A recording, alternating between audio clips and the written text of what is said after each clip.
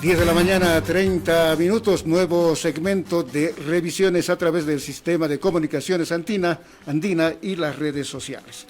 Ya estamos en contacto con René Martínez, quien es importante ejecutivo de la Fundación Jubileo. Él es especialista en temas de análisis presupuestario. Vamos a pedirle a él que primero solicitarle nos haga un diagnóstico de la economía y naturalmente en función del desarrollo de esta entrevista podamos también realizar algunas proyecciones. Hace minutos atrás estuvimos con Sayuri Loza para ver lo antes y ahora queremos ver qué se proyecta a futuro. Muy buenos días, licenciado Martínez, un gusto tenerlo acá en nuestra emisora. Muy buenos días, pues va a ser un gusto compartir un poco del análisis, la información y datos de Fundación Jubileo con los amigos de la Radio Andina. Bueno, ¿cómo está la economía? Está en un momento muy complicado. Después de décadas, creo que no se vivía un momento tan complejo como el que actualmente eh, va trascendiendo en nuestro país. Sucede pues que se han acumulado algunos desequilibrios macroeconómicos durante muchos años que nos han llevado a la actual crisis que ya la gente lo percibe, ¿no? Medidas como haber incrementado tanto el gasto público y haber acrecentado el aparato público no le han hecho bien a la economía. Demasiado gasto público que resulta en un profundo déficit fiscal, que es la diferencia entre ingresos y gastos, y que resulta en un endeudamiento creciente. Por otro lado, tenemos un problema que ya la gente conoce con relación a lo que es la crisis cambiaria, este tema de la escasez de divisas, y esto tiene su origen también hace muchos años, tiene su origen en haber congelado el tipo de cambio el año 2011, que ha sido el peor error de política del gobierno. Tiene su origen también en el fracaso de la política de hidrocarburos, resultando que las exportaciones y el ingreso de divisas de los hidrocarburos cada vez es menor. Y bueno, también tiene su origen en esto de haber aumentado tanto el gasto público, creado empresas públicas, porque con eso se van pues las divisas, ¿no?, que el país tiene. Y actualmente estamos en esta situación complicada, la gente ya lo percibe, está el tema de los precios también, que bueno, eso ya afecta al bolsillo de la población. Y en perspectiva, pues también el panorama no es muy alentador, ¿no? Es una perspectiva muy complicada la que tenemos.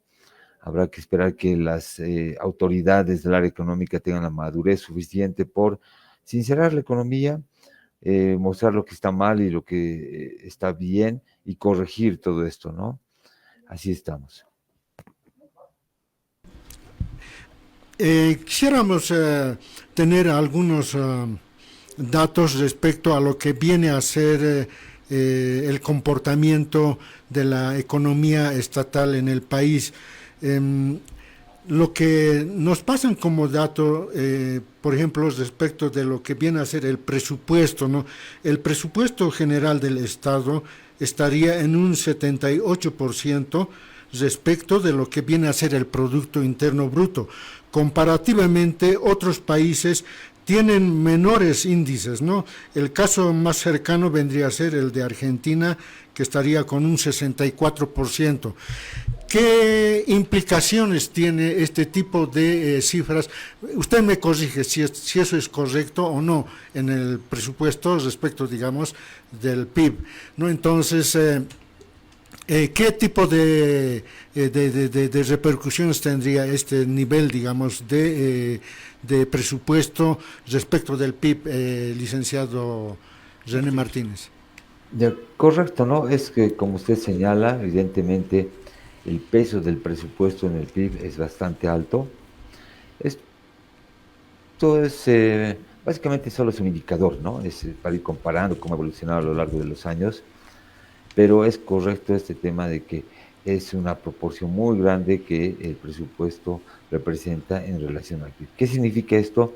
Significa que el gasto público es muy alto, que el aparato público es muy grande, por lo tanto, evidentemente, el principal actor de la economía, termina siendo el sector público.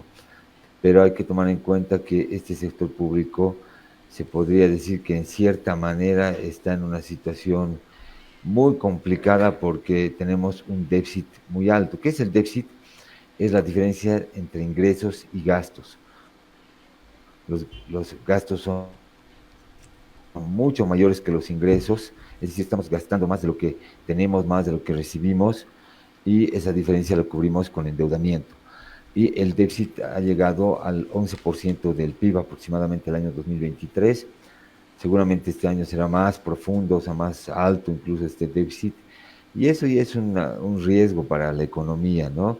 Es un déficit profundo de más del 10% y es un déficit prolongado porque ya son 11 años con este 2024 que el sector público, el Estado, estaría en una situación de déficit fiscal, o sea que 11 años que no le alcanza el dinero para cubrir los gastos, ¿no? Entonces, esa proporción del presupuesto en relación al PIB nos muestra esto, que el tamaño del Estado es demasiado grande, es muy costoso. Entonces hemos transitado de un momento en que el presupuesto era la gran oportunidad para cambiar la estructura económica con mucho dinero que podía ser bien invertido en la época de la bonanza, con el IDH y demás, a un momento, el actual, donde los recursos han caído y el presupuesto en realidad ya es un peso para la economía, es muy difícil financiarlo, está generando ya desequilibrios estructurales que pueden resultar en una situación aún peor y bueno, ahí estamos viendo, ¿no? La crisis en la que ya el país ha caído y uno de los elementos fundamentales que son las causas para esta situación es eso, el elevado, desmedido crecimiento, expansión del gasto público, el gran tamaño del aparato público que ya no le hace bien a la economía. Bien, licenciado, lo siguiente, claro, en términos generales entendemos y comprendemos que estamos gastando mucho dinero y estamos recibiendo poco, es en resumen. Sin embargo, usted recordará que a través de la ley SAFCO se ha determinado a sus inicios que el 15% corresponda a gasto corriente y el 85% a inversiones. Sucede en la actualidad que esos parámetros han quedado atrás y se ha ido modificando consecutivamente. Uno, ¿cuál sería el parámetro y porcentaje ideal entre inversiones y financiamiento? Dos, ¿hasta qué punto nuestro país puede sostenerse con una asignación de recursos a funcionamiento en un 50-60% cuando las inversiones tengan un menor porcentaje? ¿Cuál sería el parámetro ideal manejando presupuestos?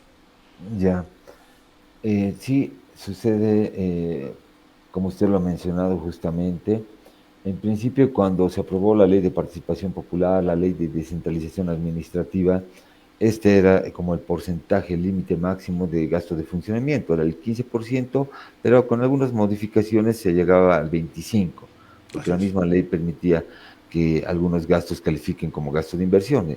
Eso era 25% funcionamiento y el resto debía ser inversión, ¿no? Así estaba la norma, entonces el espíritu de la ley indicaba que la principal atribución de los gobiernos subnacionales, municipios y gobernaciones era la inversión pública y debían destinar solo una pequeña parte a lo que era el gasto corriente. Por si acaso, esta norma solo se ha establecido para gobiernos subnacionales, o sea, gobernaciones y municipios, no para el nivel central, ¿no? Pero ha pasado que a lo largo del tiempo han habido normas, disposiciones que han cambiado este porcentaje o que han permitido ampliar el gasto corriente. Poco a poco ha salido una ley del gasto municipal que les permite calificar como gasto corriente incluso el servicio de la deuda y otras cosas más, ¿no?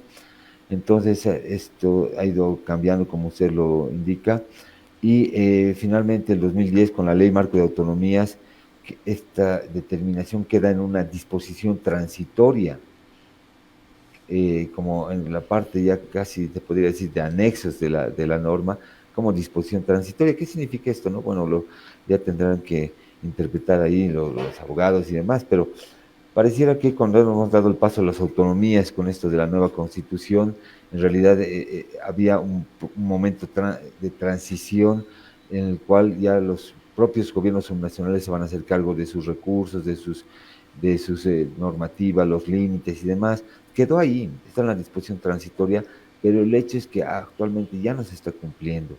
Hay municipios que en el presupuesto 2024, por ejemplo, en esta gestión, tienen cero inversión pública, o sea, ya no invierten nada.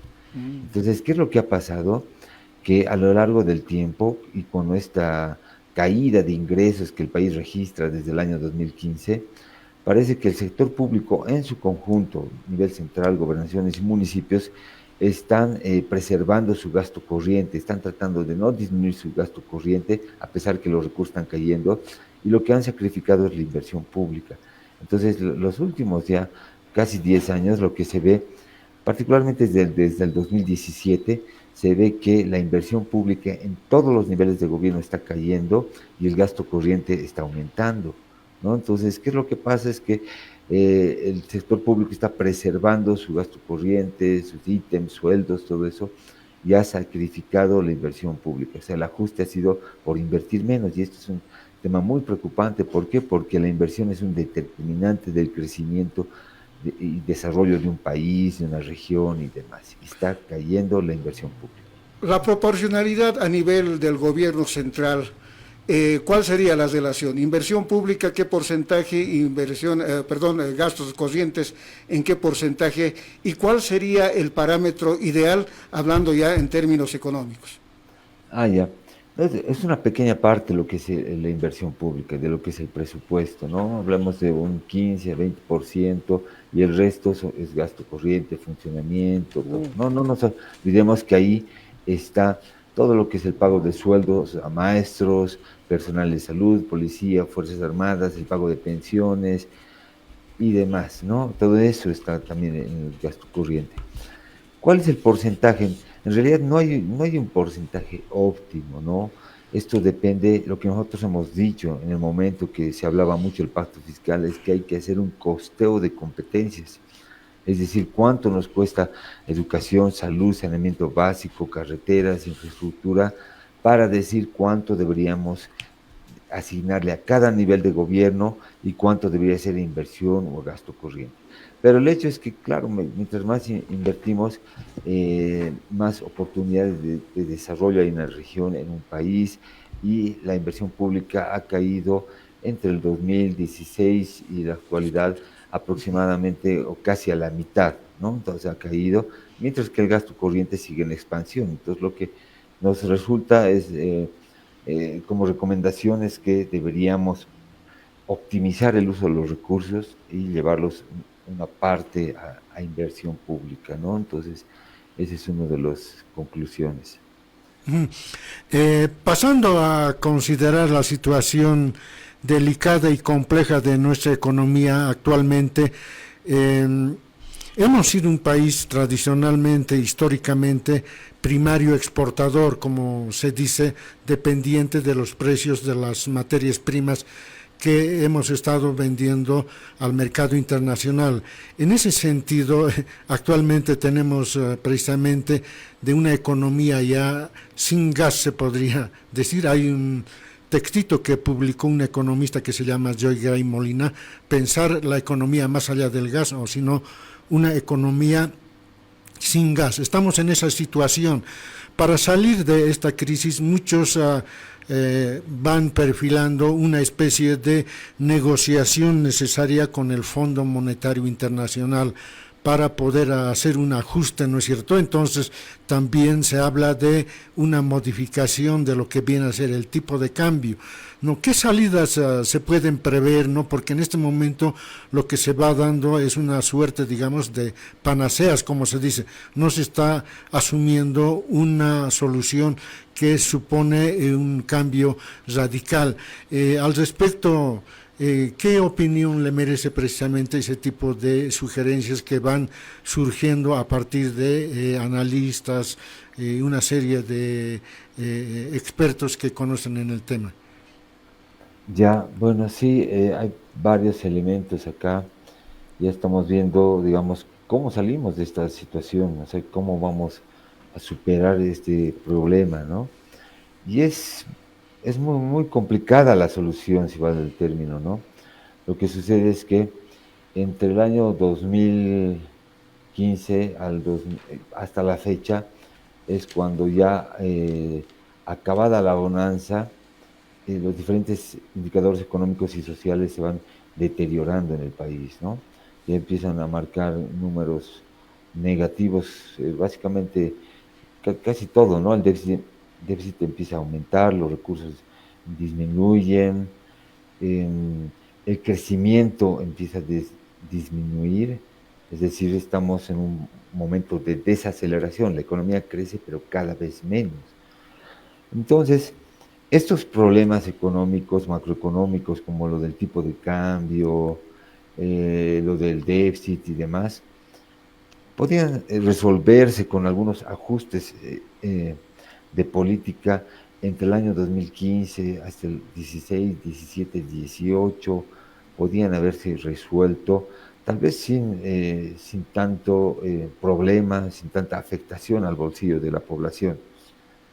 Pasado el tiempo, las reservas internacionales se han agotado, las posibilidades de acceder a financiamiento para el país se han reducido, actualmente son muy reducidas por el riesgo crediticio que tiene nuestro país y todos los indicadores se han ido empeorando, ¿no? Entonces, actualmente es muy, muy complicado el ajuste. Hay que hacerlo, pero esto no va a ser algo fácil, va a ser doloroso. Estamos en una entrada, o debíamos entrar a una crisis que al parecer va a ser profunda y de larga duración.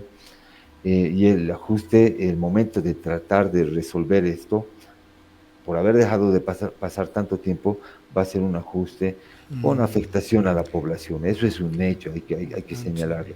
Y algunas de las medidas que usted menciona y que están ahí en el debate público por diferentes analistas, está bien, pues hay que abordar, hay que encararlas y hay que decirlas también, ¿no? Vamos a necesitar de financiamiento. Evidentemente el fondo es una instancia que puede financiar este tipo de crisis que se llaman crisis de balanza de pagos.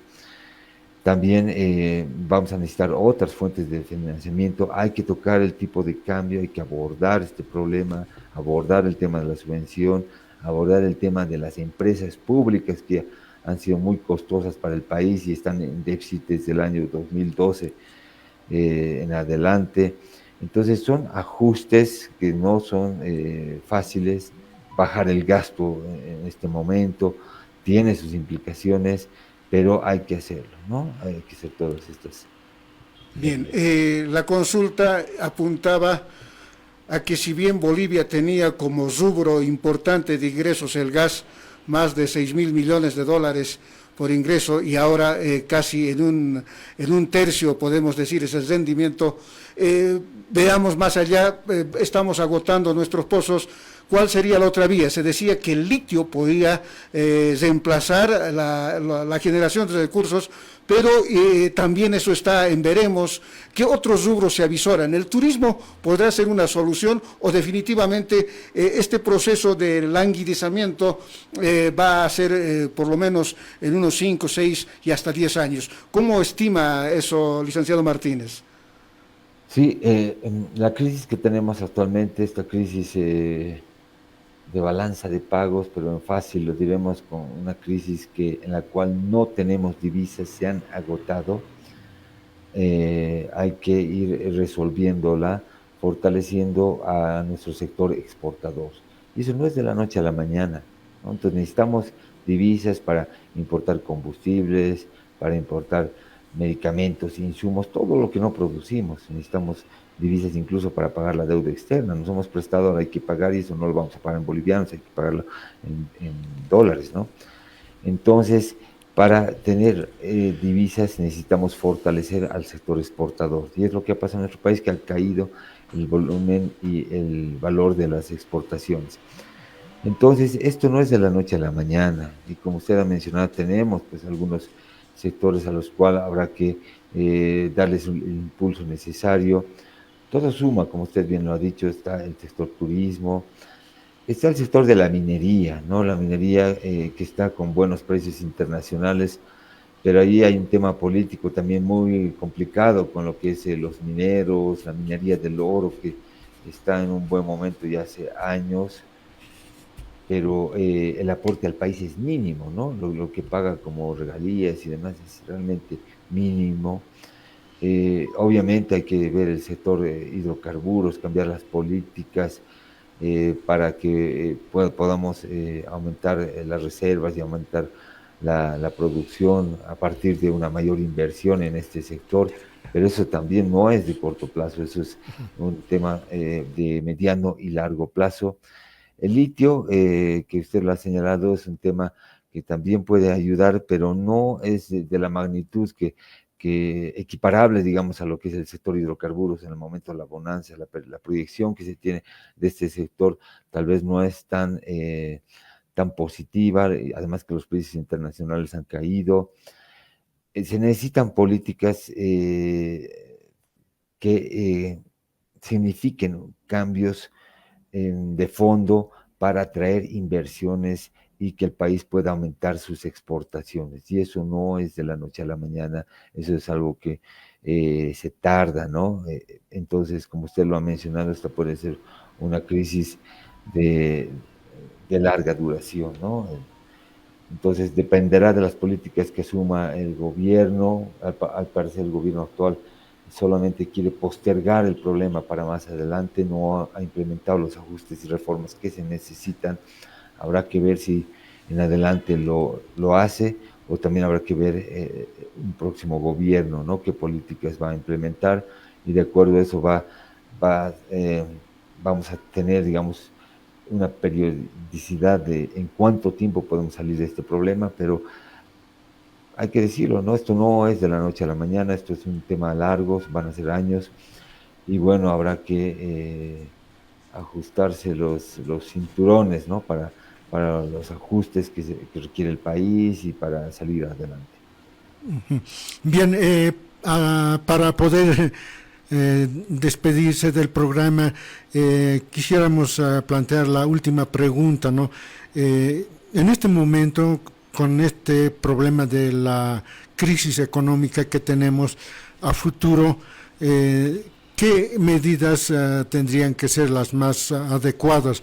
Se van orientando algunos hacia una economía de libre mercado, no dejar un poco este sistema estatista, o si no, sigue siendo necesario la participación del Estado para poder resolver este tema, digamos, del encarecimiento de la canasta familiar, de esta especie, digamos, de crisis cambiaria que se tiene, como también yo creo que se requiere un tipo de ajuste en varios indicadores, ¿no es cierto? Entonces, es todavía pertinente este modelo del gobierno, de que se llama economía de Comunitario. comunitaria, ¿no? Comunitaria. Sí. Sí, a veces es un poco complejo el hablar del tema del modelo mismo, el modelo económico, en sentido de no caer en ideologizar el debate público, ¿no? Entonces, nosotros lo que señalamos más específicamente sobre el modelo económico, evidentemente, el modelo económico, las políticas económicas, para no hablar tal vez tanto del modelo, las políticas económicas han sido inadecuadas, no han dado los resultados que se esperaba, es más, nos han conducido a esta situación tan complicada de crisis. Entonces hay que implementar otro tipo de medidas para dar sostenibilidad a la economía, preservar o recuperar la estabilidad económica. Por supuesto hay que dar otro tipo de políticas, y esto es salir un poco del modelo que nos han mostrado, que se ha ido eh, publicitando durante tantos años, pero que nos ha conducido a una situación complicada. Hay que cambiar esto. Ahora las políticas tienen que ser las más adecuadas, más allá de etiquetarlas o ponerlas un rótulo, hay que tener cuidado con eso, es ver las políticas que sean más adecuadas, ¿no? El Estado ya se ha visto que no lo puede hacer todo. Evidentemente necesitamos un sector público que pueda tener gobernabilidad, que sea fuerte, pero el Estado no lo puede hacer todo, además está quebrado, no tiene recursos suficientes, entonces hay que reducirlo, hay que achicarlo y por supuesto que hay que dar oportunidad al productor nacional. ¿Por qué? Porque la empresa pública no ha funcionado, se puede decir que ha sido un fracaso esta política de Estado empresarial, porque no ha funcionado todo esto, hay que evaluarlo a detalle, ver qué empresas públicas están en qué situación, pero evidentemente hay que darle oportunidad al productor nacional, ¿no? Entonces ahí está un poco de la tarea. Muchas gracias, licenciado René Martínez, por su participación. Importantes elementos que incorpora en una dinámica que sin duda es preocupante para los bolivianos. Agradecemos su participación y en cualquier momento lo estaremos convocando. Un gusto, pues, y hasta la próxima. Estamos aquí desde la Fundación Jubileo, dispuestos a seguir analizando, informando sobre estos temas que son de vital importancia para la gente, para toda la población. Un gusto y hasta la próxima. Hasta la próxima.